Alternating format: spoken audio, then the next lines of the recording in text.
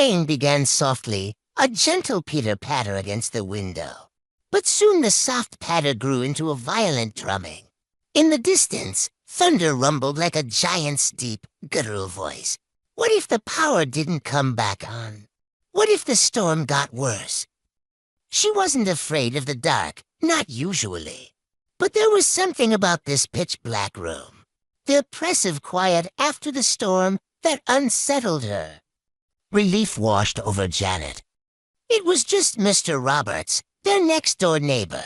Mr. Roberts apologized again and asked if she could help him find a flashlight so he could look for a way back into his own home. As he walked out the front door, he paused. "Say, why don't you come with me? My wife will let you use my phone and then you can stay in my house for a bit until the storm passes."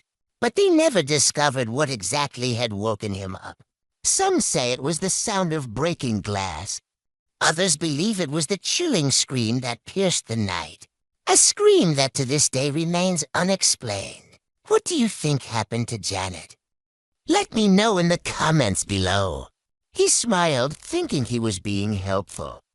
But Janet politely declined. She wanted to stay put. Mr. Roberts nodded understandingly and disappeared into the darkness. Relieved that it was just a false alarm, Janet led him into the kitchen. As they searched for a flashlight, Mr. Roberts told Janet how the storm had knocked him off his bike and made him late getting home. He had tried to open his front door with his shoulder, but it wouldn't budge. He'd been about to break a window when he realized he had Mr. Williams' spare key. That's when he'd come to the Romacks' house, thinking that they were away for the evening. But why was he in their house? Why hadn't he knocked? Why hadn't he called out? His face was etched with concern. "I'm sorry, Janet," he said, his voice echoing in the darkness, "but I couldn't get into my house." She picked up her book, but her eyes kept drifting to the front door. Every creak of the house, every gust of wind that rattled the windows made her jump. The storm reached its crescendo, and when the first rays of sunlight finally peeked through the curtains, Janet let out a breath she hadn't realized she'd been holding. The coast was clear. The door was locked, and I thought I might be able to use your phone. "Is everything all right?" he asked, noticing the frightened expression on her face. She called out for Gregory, making sure he was still asleep. He was. But then she heard it, a noise from downstairs. A creak, a thud. Someone or something was in the house with her. Young Janet tried to focus on her book, but the storm was unnerving. Every flash of lightning illuminated the backyard, momentarily transforming it into a spooky, moving landscape of shadows and light. Then a crash of thunder shook the house. Janet looked up, startled. Gregory was still asleep, thankfully, but now she couldn't shake this growing feeling of dread. This was no ordinary storm. Abruptly, the lights flickered and went out, plunging the room into darkness. Janet's heart pounded in her chest. She crept closer to the staircase, listening intently. Was it a branch from the tree outside scraping against the house? Or was it footsteps? She couldn't tell. Taking a deep breath, she decided to investigate. Armed with a wooden spoon, she slowly made her way down the stairs, each step creaking ominously under her weight. As she neared the bottom of the stairs, she saw a dark shape emerge from the shadows. Her blood ran cold. It was a man. Tall, broad-shouldered. He seemed to feel the doorway. Startled, Janet dropped the spoon. It clattered to the floor. The man turned, his face now illuminated by the faint glow of the street lamp outside. "Yeah, I thought you were someone else," she stammered, still shaken. Janie, Mr. Roberts found a flashlight in the junk drawer, and he thanked her profusely. Janie returned to the living room, her heart still racing.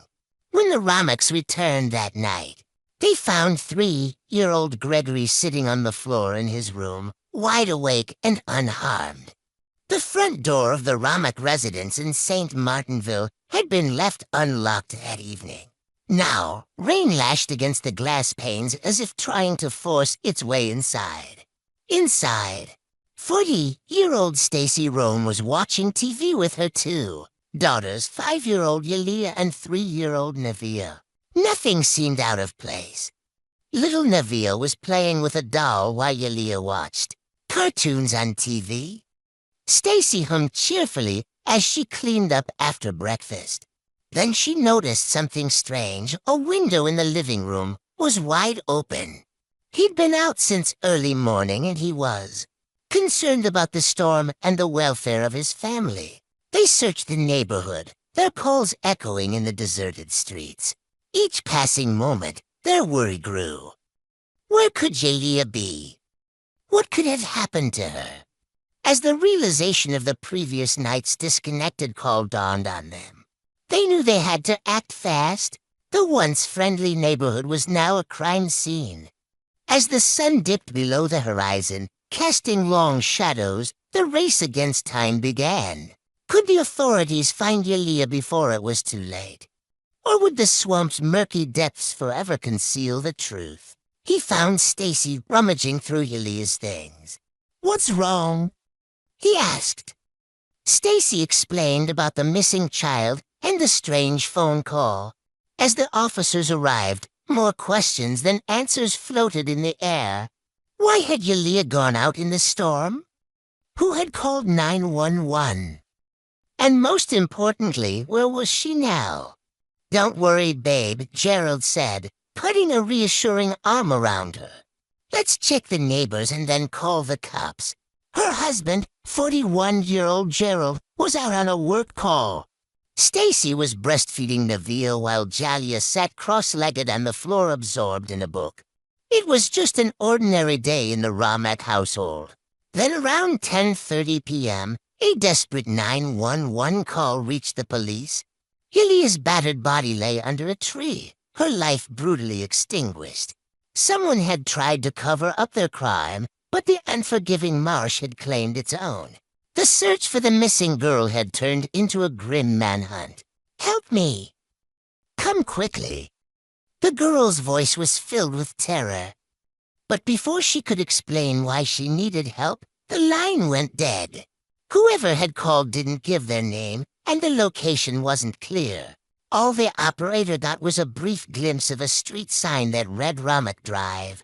And when they traced the call, all they found was a disconnected line and a violent windstorm. They couldn't do much in this weather. The dispatcher decided to hold off on sending anyone out until morning. And so the mystery of the strange phone call faded into the night, or so everyone thought. What happened next would shock the nation. Next morning, sunlight streamed through the rain-streaked windows of the Ramak home. The living room was neat, the breakfast table set. "Yalia, honey," Stacy called out, "did you leave the window open?" Yalia shook her head, her eyes glued to the television. "I haven't touched it," she said. Stacy found it strange. She knew her older daughter wouldn't have done that. Yalia was a bright and responsible child who never went out without telling her mother. Stacy checked the children's bedrooms. Everything was in order there, too. Then she remembered the mysterious phone call from the night before. Could something have happened? Had someone forced their way in during the storm and taken Yalia away? Just then, the front door opened and Gerald walked in, his face creased with worry. As they stepped outside, their worst fears were confirmed. Yalia's bicycle was lying abandoned on the pavement. They returned home, shaken and anxious. The house seemed empty, the silence deafening. Finally, they made the call to the police. Meanwhile, deep in the Louisiana swamps, a chilling scene was unfolding. With each passing hour, the community's dread deepened.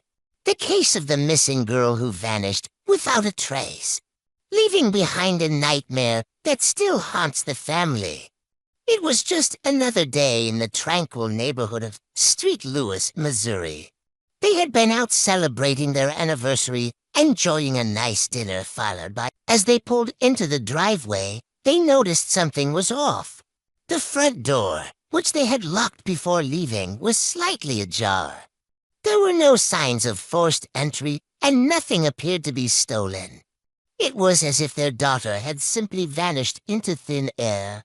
Days turned into weeks, but the answers remained elusive. The case went cold, leaving the family in a state of limbo. It was just a sliver of an opening, but enough to send a chill down their spines.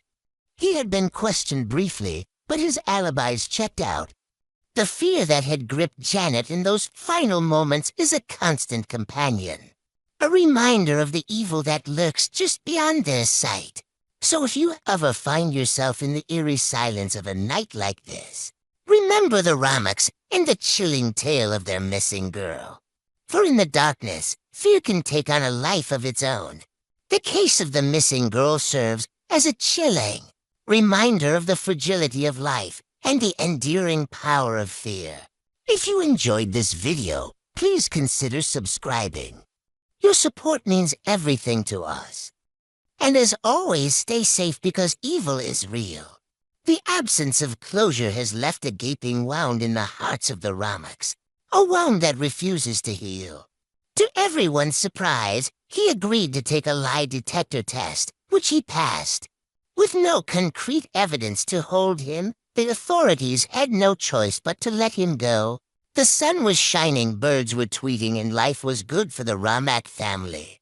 They were your typical middle-class American family with a loving husband and wife, Janet and Joe, and their adorable 3-year-old daughter, Ella.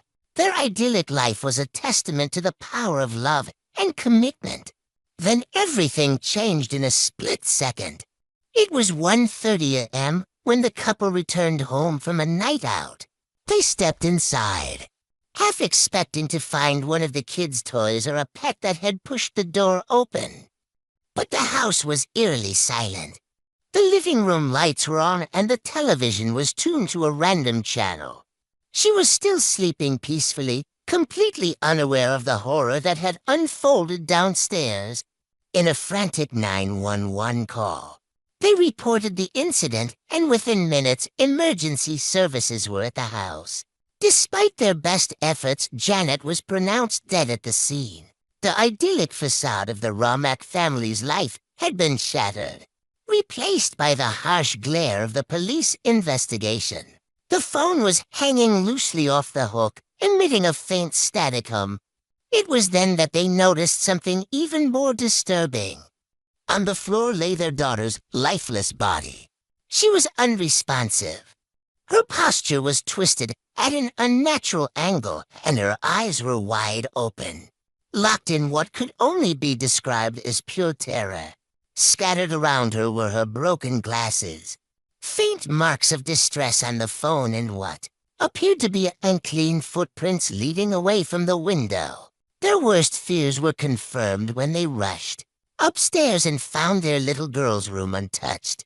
As news of the tragedy spread, the community was rocked. Who could have done such a thing? The police were baffled. Amidst the gloom, one name resurfaced: Robert Mueller, a local individual who had been acting strangely in the neighborhood. To this day, the intruder remains at large, a ghost that haunts the family's every waking moment.